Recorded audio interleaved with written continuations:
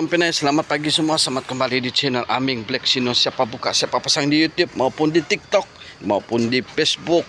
Tempinay. Okey, siapa-siapa yang main kelisa ni, okey, kamu boleh tengok lah. Sebab owner bilang ini yang saya jendera bohornya, tukar wiring, semua gearbox, auto semua saya yang atur ni semua. Jadi syukur sampai sekarang dia pakai sudah dekat 2 tahun tidak ada masalah. Sekarang ini dia datang ni, dia bilang berbunyi, dia bilang. Bila tadi pun saya antak-antak begini berbunyi. So sekarang ni saya pakai ni, cek dia punya apa yang berbunyi ni. Kita mau tahu. Okey, mari.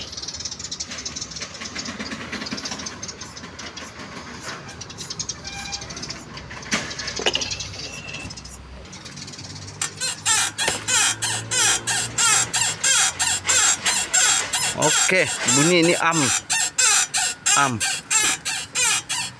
Apa boleh lagi saya tes.